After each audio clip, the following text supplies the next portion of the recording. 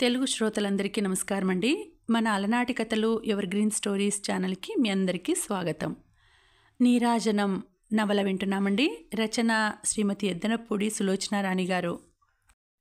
కథలోకి వెళ్ళబోయే ముందు ఒక మాట అండి. మీరు వీడియోస్ చూసి కమెంట్స్ చేస్తారు కదా, ఆ కమెంట్స్ అన్నీ కూడా మాకు వైటీ స్టూడియోలో కమెంట్స్ అనేసి ఒక ఆప్షన్ ఉందండి. ఆ బాక్స్లోనే అన్ని వీడియోస్కి మీరు పెట్టే కామెంట్స్ అన్నీ కనిపిస్తాయి మాకు. సో అప్పుడు మేము వాటిని చూసి రిప్లై ఇస్తామండి. కానీ ఈ యూట్యూబ్ స్టూడియో యూట్యూబ్ వాళ్ళు ఎప్పుడూ రూల్స్ చేంజ్ చేస్తూనే ఉంటారు.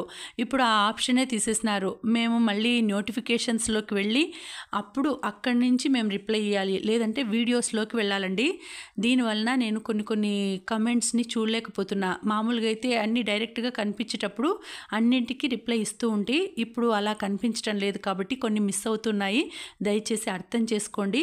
మీరు అనుకుంటూ ఉండొచ్చు, మేము కమెంట్ పెట్టి ఒక 2-3 డేస్ అయింది ఇంకా రిప్లై ఇవ్వలేదు అని. కానీ మేము చూడకపోవడం వల్ల నేను రిప్లై ఇవ్వలేకపోతున్నాను. అది నిదానంగా చూసి అందరికీ రిప్లై ఇస్తానండి, అర్థం చేసుకోండి. ఎందుకంటే ఇప్పుడు అన్ని రూల్స్ అన్నీ చేంజ్ అయినాయి. వైటీ స్టూడియోలో ఎప్పుడూ చేంజ్ అవుతూనే ఉంటాయి అన్నీ. అందుకే ఇలా జరిగింది.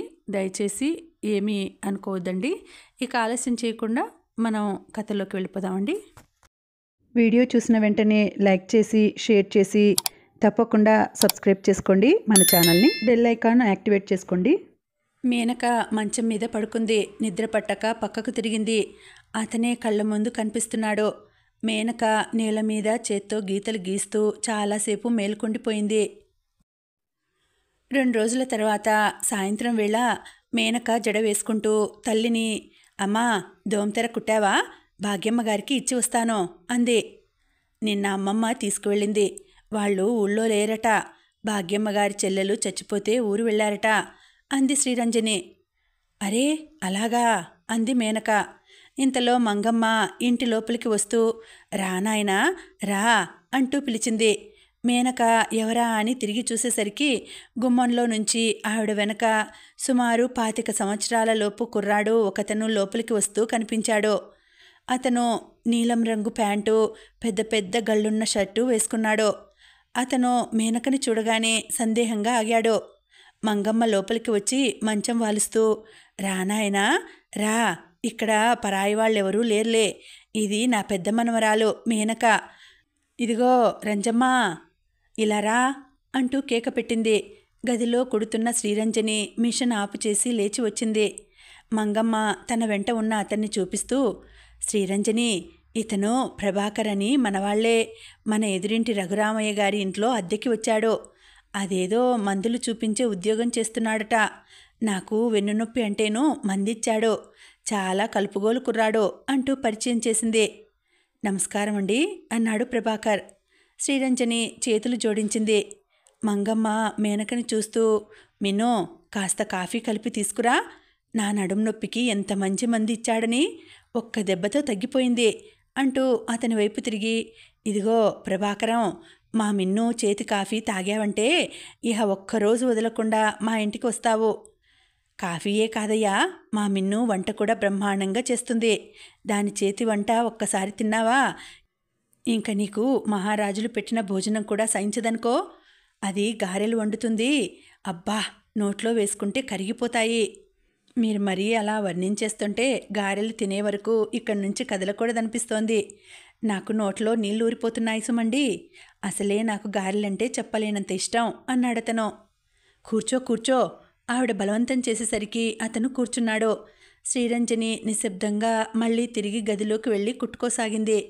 ఈ వీధిలో ఉన్న వాళ్ళున్నారే, ఒట్టి ఈర్ష్యా రకాలనుకో. ఎవరిని చూసినా ఓర్వలేరు. ఏదో ఒకటి కథలు అల్లి చెబితే గాని వాళ్ళకి తిన్న అన్నాలు అరగవు.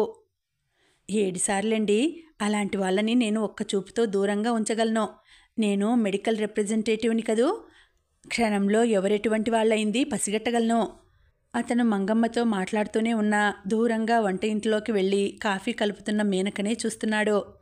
మేనక జడ పొడుగ్గా ఉంది. శరీరం సన్నగా లావణ్యంగా ఉంది.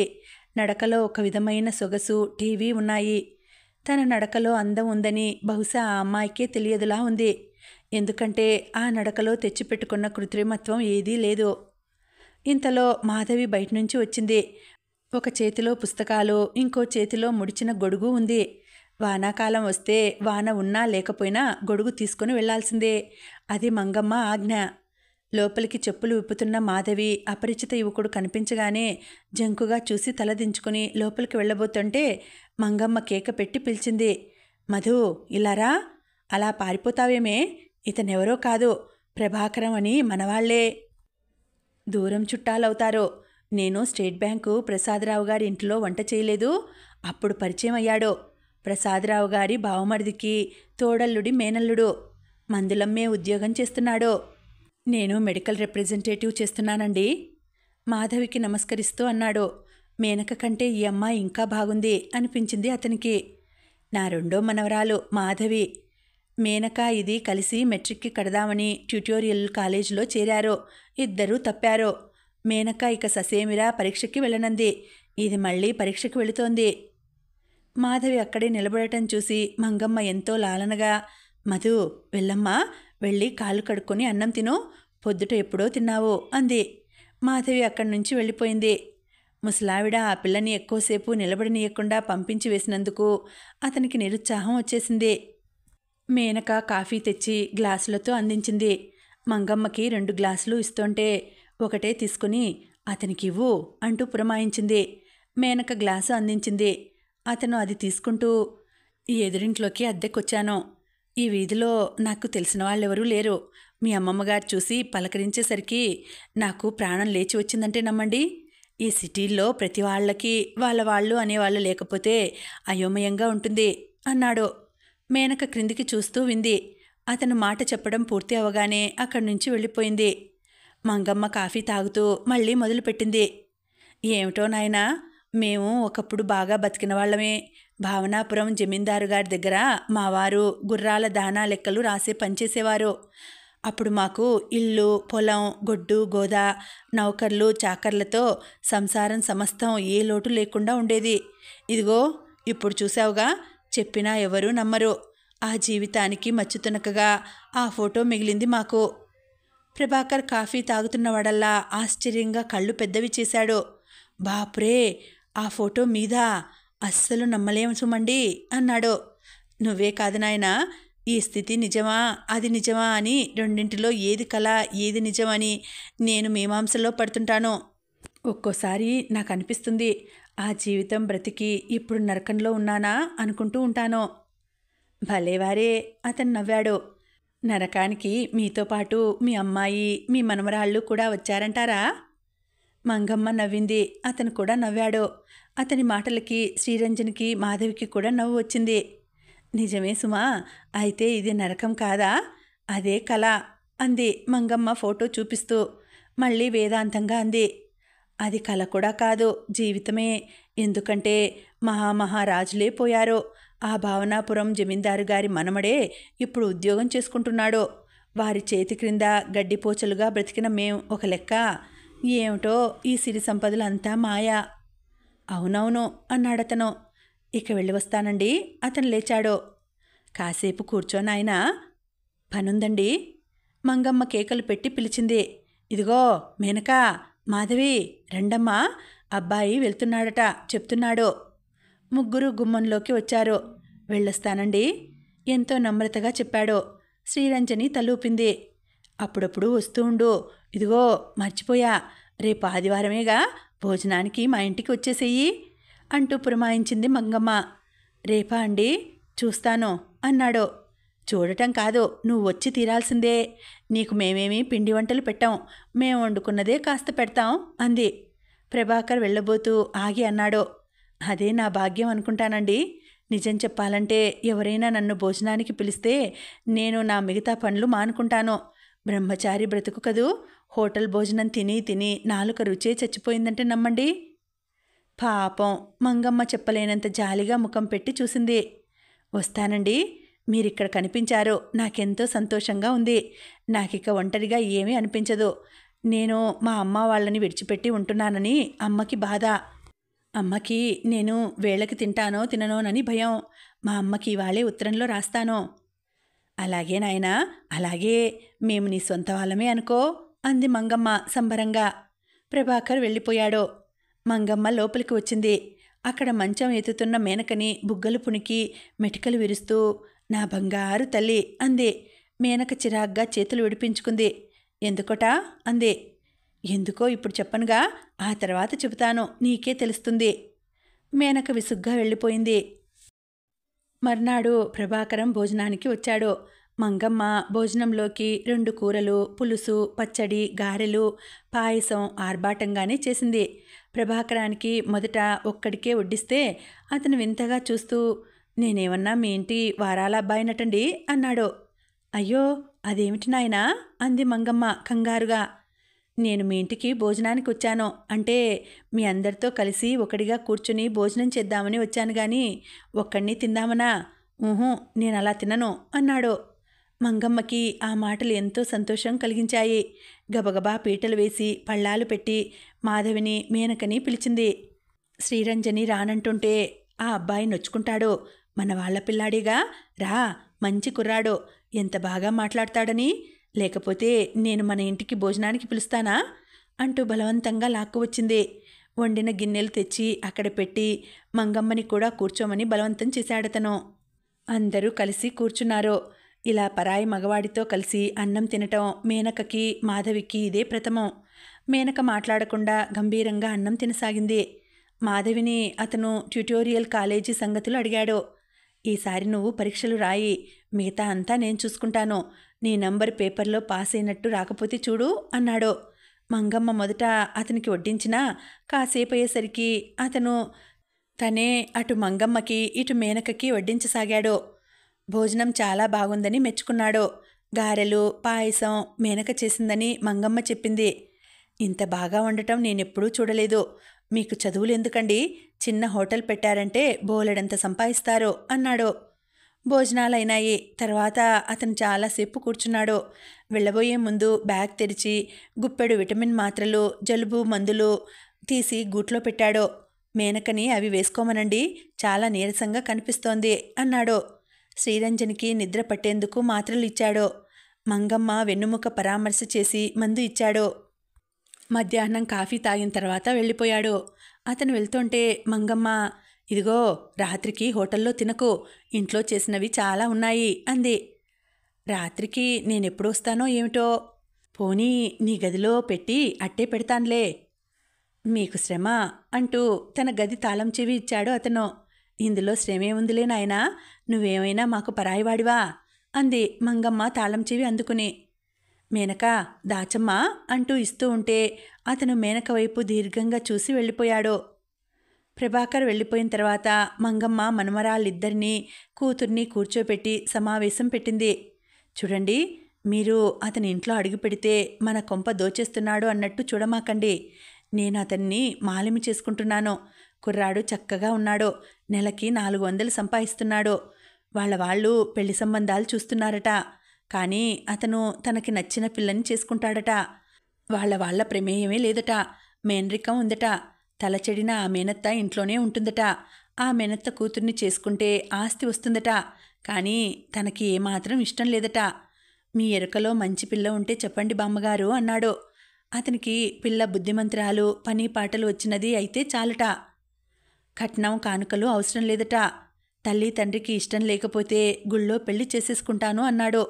మన మేనకకి అతనికి చక్కటి ఈడు జోడును. అతన్ని చూడగానే అనిపించింది, నా గుండెల్లో ఇంత ఆశ ఉందని అతనికి తెలియదు. ఇప్పుడే చెప్పవద్దు, మెల్లగా అతనే మేనకని చేసుకుంటాను అనేట్టు మనం చెయ్యాలి. అప్పుడే పున్నమ్మ దృష్టి అతని మీద పడింది. ఆవిడ కూతురుందిగా, అందులో పిల్లవాడు బాగున్నాడయ్యే, 100 సంపాదిస్తున్నాడు. ప్రొద్దుట నేను వాకిట్లో ముగ్గు వేస్తుంటే అతని గదికి వెళ్ళి కాఫీకి రమ్మనమని కేక వేస్తోంది. కొడుకుతో స్నేహం అంటగట్టి మెల్లగా వలలో వేసుకోవాలని ఆవిడ తాపత్రయం. పున్నమ్మ మంచిది కాదని నేను చెప్పేశానులే. అతనికి కూడా పున్నమ్మ ధోరణి నచ్చలేదని చెప్పాడు. వీలున్నంత వరకు అతనిని మన ఇంటిలోనే ఉంచుకోవాలి. ఆవిడ మాటలు విసుగు పుట్టినట్టుగా మేనక అక్కడి నుంచి వెళ్ళిపోయింది. అమ్మమ్మ ప్రభాకర్ మేనకకి అనేసరికి మాధవి ముఖంలో నిరుత్సాహం వచ్చింది. అమ్మా, అతను మిన్నూని చేసుకుంటాడంటావా బేలగా అంది శ్రీరంజని. ప్రభాకర్ చూడటానికి బాగున్నాడు, సంపాదిస్తున్నాడు. ముఖ్యంగా తల్లిదండ్రుల పెత్తనంలో లేడు, కలుపుగోలుగా ఉన్నాడు. అతను మేనకని చేసుకుంటే అంతకంటే అదృష్టం ఇంకోటి లేదు. శ్రీరంజనికి మరీ మరీ అనిపించసాగింది. మంగమ్మ సాయంత్రం అతని గదికి వెళ్ళి టిఫిన్ అక్కడ పెట్టి వచ్చింది. రాత్రి పొద్దుపోయిన తర్వాత అతను వచ్చి తలుపు తట్టాడు. మంగమ్మ మంచం మీద పడుకుని మేనకని ఇవ్వమని పురమాయించింది. మేనక లేచి వెళ్ళి గూట్లో పెట్టిన తాళం చెవి తీసి అతనికిచ్చింది. నా మతిమరుపు చూశారా? సరాసరి గదికి వెళ్ళాను. తాళం చెవి కోసం జేబులు తడుముకొని పారేసుకున్నానని కంగారు పడిపోయాను. ఇక్కడ ఇచ్చినట్టే గుర్తులేదు. తలుపు తాళం బద్దలు కొడదామని రాయి తీసుకుంటుంటే అప్పుడు గుర్తుకొచ్చింది అన్నాడు. తాళం చెవి తీసుకుంటుంటే చేయి మేనక అరచేతిని రాచినట్లయింది. మేనక చురుగ్గా చూసింది. అతను నవ్వాడు. థ్యాంక్యూ, మీకు చాలా శ్రమ ఇచ్చాను, సారీ అనేసి వెళ్ళిపోయాడు. మేనక అరచేతిని అతను కావాలని తాకినట్టు అనిపించలేదు. మేనక వచ్చి పడుకుంది. అమ్మమ్మ మాటలు గుర్తుకు వచ్చాయి. అమ్మమ్మ ఒట్టి పిచ్చిది. ఆవిడని చూస్తుంటే మేనకకి జాలి వేస్తుంది. ఎలాగైనా సరే తనకి మాధవికి పెళ్లి చేయాలని ఆవిడ తాపత్రయం. పక్కన పున్నమ్మ పుణ్యమా అని పొరపాటున సంబంధం వచ్చినా తిరిగిపోతుంది. పెళ్ళిళ్ళు కుదిర్చే సుబ్రహ్మణ్యం ఒకసారి వెటకారంగా అన్నాడు కూడా. ఆ పిల్లల పెళ్ళిళ్ళు మీరేం చేస్తారండి మంగమ్మగారు, మీ వల్ల కాదు అన్నాడు. ఎందుకని అంది మంగమ్మ. ఈ రోజుల్లో ఆడపిల్లల పెళ్ళిళ్ళు చేయాలంటే మాటలా? గౌరవం ప్రతిష్ట కలిగిన కుటుంబాలే కట్నం కానుకలు అంటూ ఎత్తలేని భారంగా భావిస్తున్నారు. పోనీ వాటన్నింటినీ దిగతుడిచే వస్తువు ఒకటుంది, డబ్బు అంటారు దాన్ని. అది మీరెక్కడ తేగలరు? నా మాట విని ఆ పిల్లల్ని కాస్త స్వతంత్రం ఇచ్చి బయటకు వదలండి. వాళ్ళే ఎవరినో ఒకరిని తన్నుకొస్తారు. మీరు కులం గురించి కూడా పట్టించుకోకండి. మంగమ్మ చేతిలో చెంబు పెట్టి కొట్టడానికి వచ్చింది. ఇదటయ్యా నువ్వు చెప్పే మాట? నేనేదో పెద్ద మనిషివి కదా అని పిల్లలకి సంబంధం చూడమంటే పిల్లల్ని లేచిపోమ్మని సలహా ఇస్తావా? పళ్ళు రాలగొడతాను. నేనెవరని అనుకుంటున్నావు? భావనాపురం జమీందారు గారి దగ్గర పనిచేసిన శివరామయ్య గారి రెండో భార్యని. వాళ్ళు ఆయన మనవరాళ్ళు. వాళ్ళని అంటున్నావా? నీ కూతుళ్ళున్నారుగా, లేచిపోమ్మను. వాళ్ళకి పెళ్ళిళ్ళు చేయకు. నాకంటే నీకు డబ్బు ఏమి ఎక్కువ ఏడ్చిందని? అసలు నువ్వు సంబంధం కుదిర్చిన ఒక్క కాపురమైనా నిలబడిందా అని. వెళ్ళెల్లో, మళ్ళీ ఈ వీధిలో కనిపించకో. మంగమ్మ అతని సంచి అవతల పారేసింది. అతను వెళ్ళిపోయాడు. మంగమ్మ ఏడుస్తూ నెత్తి కొట్టుకుంటూ ఏడవసాగింది. నా కర్మకాల, ఎన్ని మాటలు పడుతున్నాను. డబ్బు ఇంత విలువైందని తెలిస్తే నా దగ్గరున్నప్పుడు పిల్లికి బిచ్చం వేసి ఉండేదాన్ని కాదు. నోములు వ్రతాలు బంధువులు అంటూ ఇల్లు గుళ్ళ చేసుకున్నాను. ఇప్పుడు అవన్నీ ఎందుకమ్మా? వాళ్లతో మన విషయాలు చెప్పవద్దని నీకెన్నిసార్లు చెప్పానో? శ్రీరంజని బాధగా అంది. నువ్వు అట్లాగే అంటావు. నా బాధ నీకేం తెలుసని? నీ విషయంలో నేను సంబంధం దొరక్కపోతుందా అని మహా విర్రవీగి గోతిలో పడ్డాను. నా దగ్గర ఉన్న డబ్బంతా కాజేసి నా సవతి కొడుకులు ఇంట్లోంచి గెంటేశారు. ఇప్పుడు వాకిట్లోకి వెళితే ముఖాన ఉమ్మేస్తున్నారు. అయ్యో, ఇంత సొమ్ము దాంది తిన్నామే అని జాలి కూడా లేదు. పెళ్ళి అవుతుందిలే అనుకుంటే 30 ఏళ్ళు వచ్చి నీ బ్రతుకు వాడి చేతిలో చిక్కుకొని అట్లా అయిందయ్యే. ఈ పిల్లలకి వయసు రాకముందే పెళ్లి చేయకపోతే నేను బ్రతకగలనా? లోకులు కాకుల్లా నన్ను పొడిచివేయరు. పెళ్ళి అంటే మాటలా అమ్మా?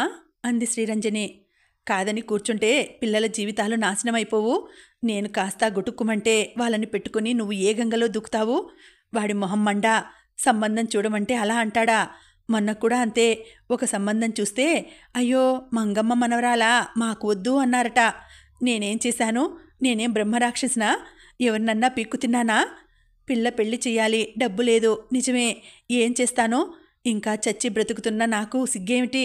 నలుగురిని ముష్టెత్తుతానో. మేనక అక్కడికి వచ్చింది. మంగమ్మ బాధ ఏమిటో మేనకకి తెలిసినంతగా ఎవరికీ తెలియదేమో. మంగమ్మ తల మీద చెయ్యి వేస్తూ జీరపోయిన గొంతుతో అంది. అమ్మమ్మ, మా పెళ్ళిళ్ళు గురించిన ఆలోచన మానేయి. కనీసం నా పెళ్లి సంగతైనా. నేను ఈ ఇంటికి మగపిల్లాడినని నువ్వు ఎప్పుడు అంటావుగా. నేను ఏదైనా ఉద్యోగం చేసి మాధవి పెళ్లి చేస్తాను. మా కర్మలు ఎలా ఉంటే అలా అవుతాయి. నువ్వే చెబుతుంటావుగా, పిల్లల్ని కనడమే కానీ రాతల్ని కనలేమని. అలా అనుకుని వదిలేయి.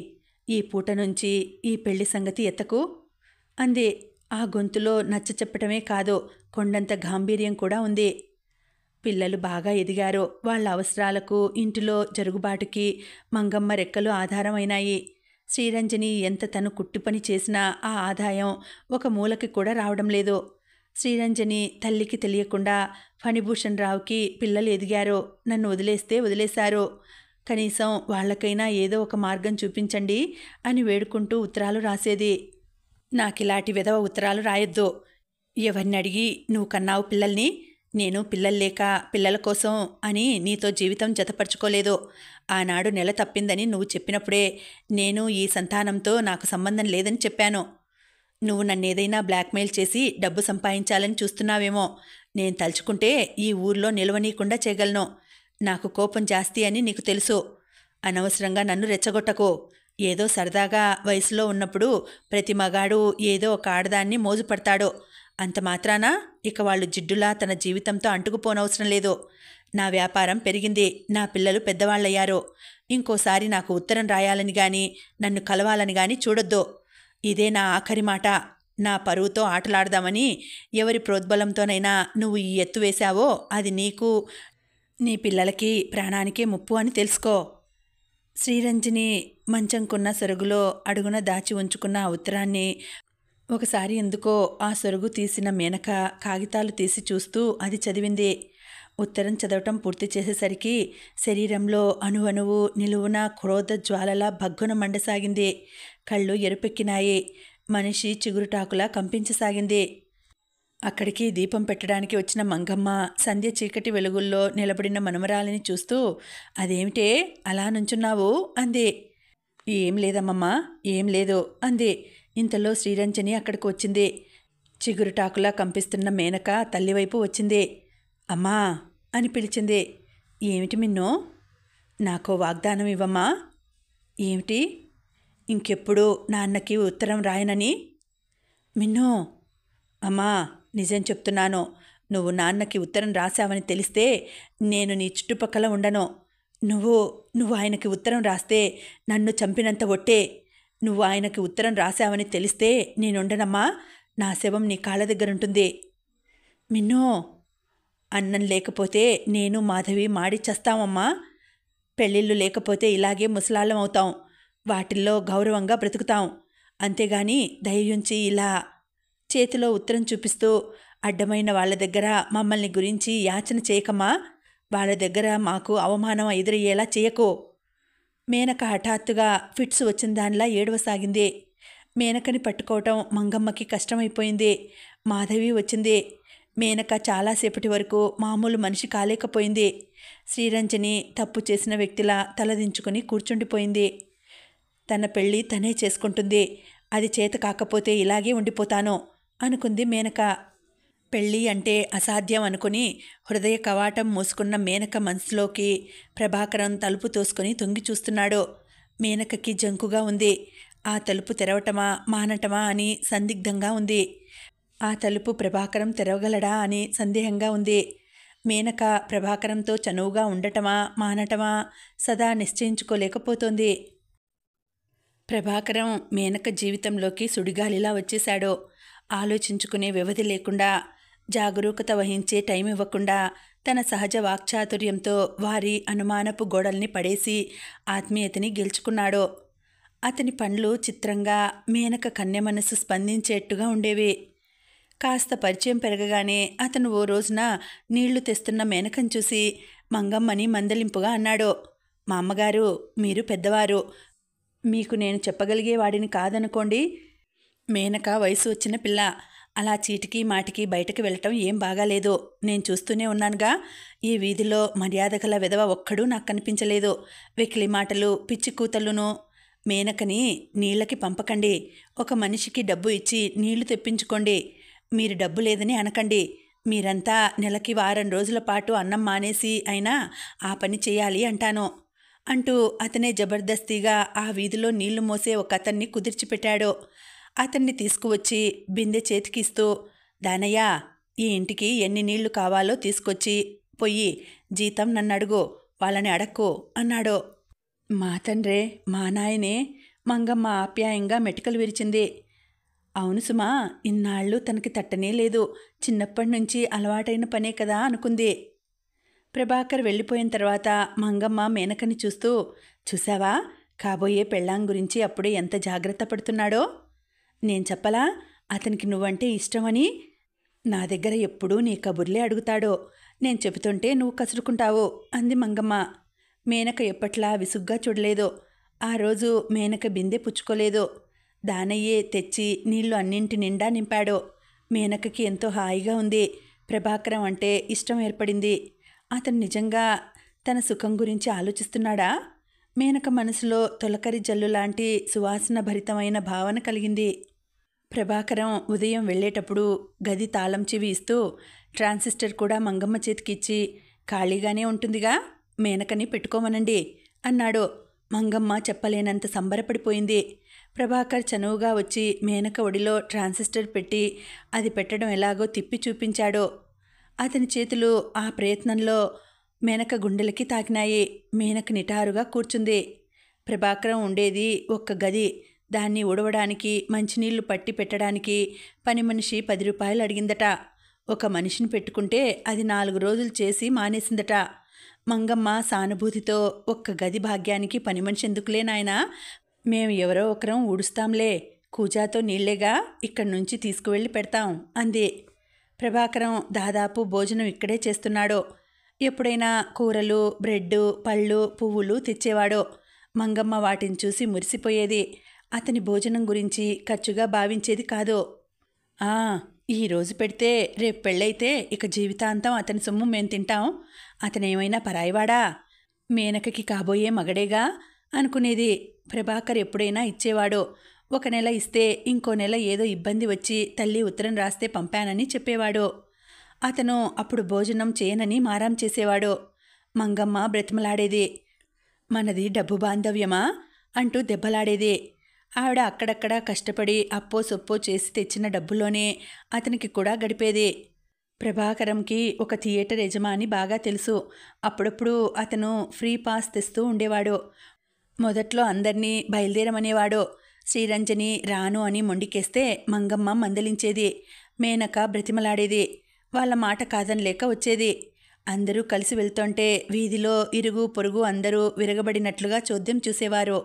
ఎవరైనా ఈల వేయబోతుంటే ప్రభాకరం వాడివైపు మిర్రి చూసేవాడు. అతని నోట్లో ఈల ఆగిపోయేది. మేనక మనసు ఎంతో హాయిగా ఉండేది.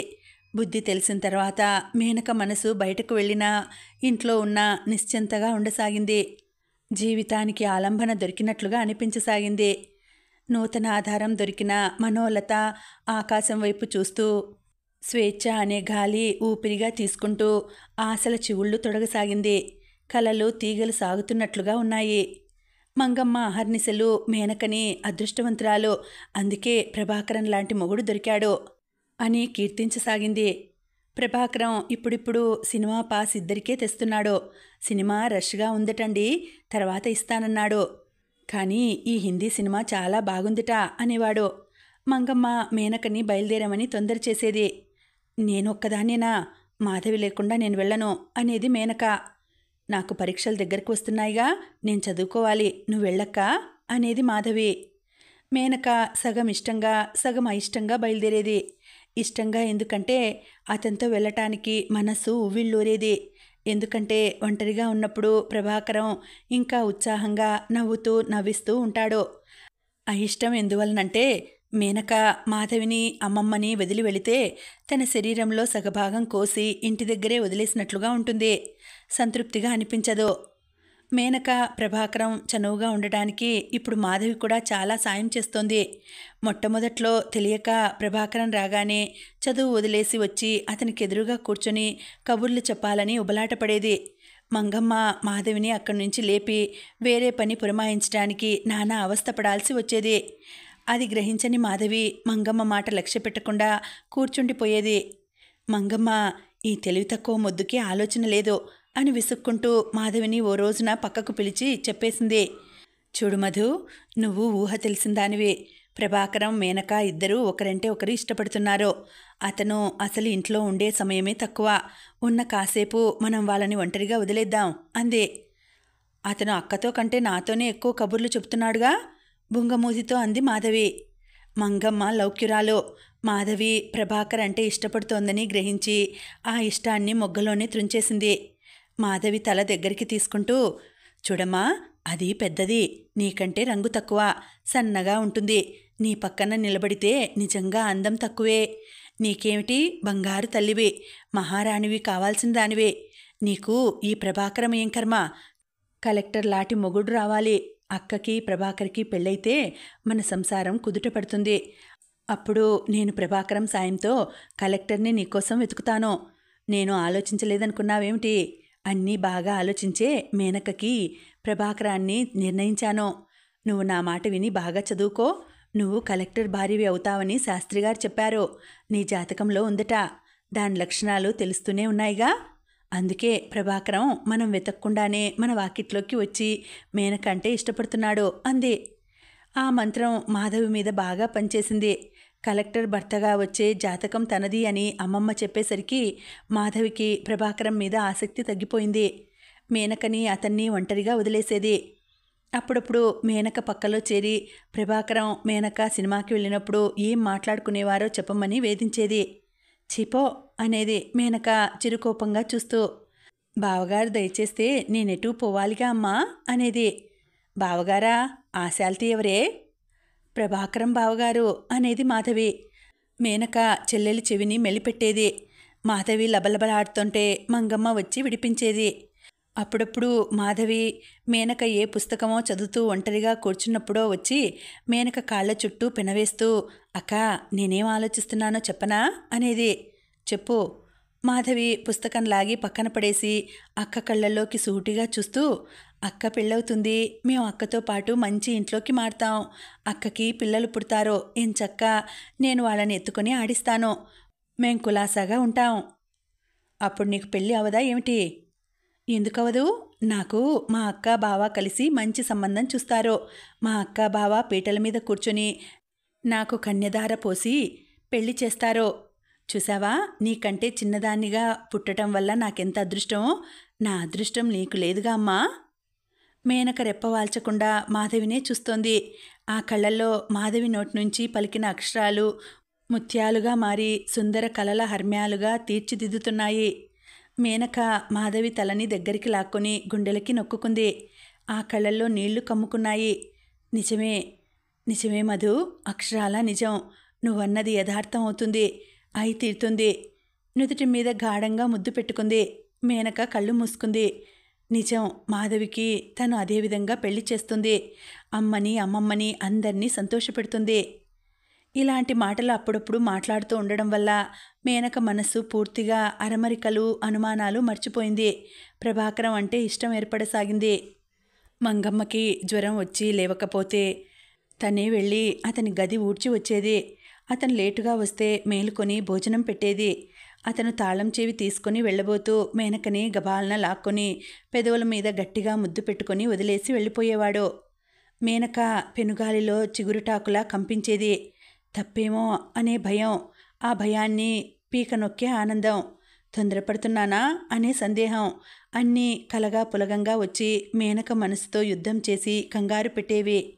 చివరికి ఆనందమే గెలిచి భయాన్ని అనుమానాన్ని తరిమికొట్టి తన విజయ పతాకం ఎగురవేసేది. ప్రభాకర్ మేనక కోపగించుకోవటం కానీ అలుగకపోవటం కానీ చూసి ఇంకొంచెం చనువు తీసుకునేవాడు. నాకిలాంటివి ఇష్టం ఉండవు అంది ఒకసారి. మీ ఇంటికి రావద్దా నేను? నీకిష్టం లేని పనులు నేను చేయకూడదు. వస్తే నాకేమో ఇలా చేయాలనిపిస్తుంది. బహుశా అది నా తప్పు కాదు, నా వయసు తప్పు అయి ఉంటుంది. నా శరీరం నిన్ను చూడగానే అయస్కాంతం ఇనుముని లాగినట్టే లాగుతుంది అనేవాడు. మేనక అతని తర్కానికి సమాధానం చెప్పలేకపోయేది. అతను వెళ్ళేటప్పుడు అడిగాడు, రేపు రానా వద్దా? రండి తడబాటుగా అంది మేనక. ఆ మాట అతని మనసుకి చనువు చూపించటానికి సింహద్వారం తెరిచినట్టే అయింది. మేనక సాధ్యమైనంత తక్కువగా అతనితో ఒంటరిగా ఉండేటట్టు జాగ్రత్తగా చూసేది. కానీ మేనక జాగ్రత్త ఎందుకు పనికి వచ్చేది కాదు. అతను అతి చాకచక్యంగా సమయం కుదుర్చుకునేవాడు. అతను మంగమ్మ ఇంటికి వేళాపాలా లేకుండా రావడం, మేనకతో కలిసి సినిమాలకు వెళ్ళటం, అతని గదికి మేనక అప్పుడప్పుడు వెళ్ళి వస్తూ ఉండటం ఇరుగు పొరుగు గమనిస్తూనే ఉన్నారు. మనిషి చేసిన పాపం ఏమిటో వాళ్ళుండాల్సిన ఇరుగు పొరుగును చూసి నిర్ణయం అవుతుందనిపిస్తుంది. ఆ వీధిలో ఎదురింట్లో లింగయ్య, పక్కింట్లో శటగోపం ఉన్నారు. లింగయ్య 2 పెళ్లిళ్ళు చేసుకున్నాడు. కానీ 2 పెళ్లిళ్ళు నిలవలేదు. భార్యలు ఏడాది తిరగకుండానే చనిపోయారు. దాంతో ఆయనకి మళ్ళీ పెళ్లి అవలేదు. లోకం ఆయనని నష్టజాతకుడు అంటుంది. ఆయనకి లోకం మీద చాలా కసి ఉంది. సందు దొరికితే చాలు అందరి గురించి గాలివార్తలు ప్రచారం చేస్తూ ఉంటాడు. శటగోపం భార్య లేచిపోయింది.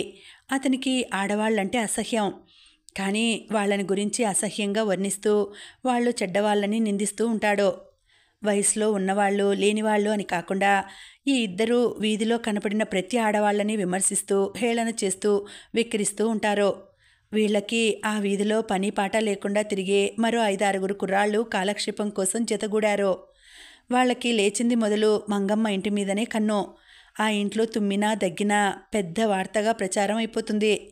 అసలే మగదిక్కులేని సంసారం.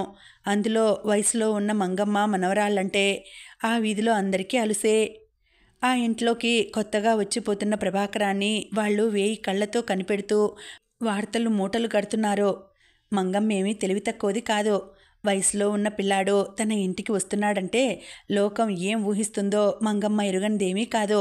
అందుకే పంపు దగ్గర, నారాయణ దుకాణం దగ్గర ప్రభాకరం మేనకకి కాబోయే భర్త అని, అతను అప్పుడే పెళ్లి చేసుకుంటానంటే తనే మంచి రోజులు కావని ఆపు చేశానని చెప్పసాగింది. ప్రభాకరం చూస్తే చేసుకునేట్టే ఉన్నాడు. అందుకని తాత్కాలికంగా వాళ్ళు మేనకని గురించి ఏమీ వ్యాఖ్యానం చేయకుండా ఆపు చేశారు. వీధిలో వస్తుంటే ఎవరూ ఏమీ అనకపోవడం చూసి మేనకకి కొత్త జీవితం జీవిస్తున్నంత హాయిగా ఉంది. ఇంకా ఉందండి, కథ కొనసాగుతుంది. మళ్ళీ వచ్చే వీడియోలో తర్వాతి భాగం వినేద్దామండి. అంతవరకు సెలవు. నమస్తే.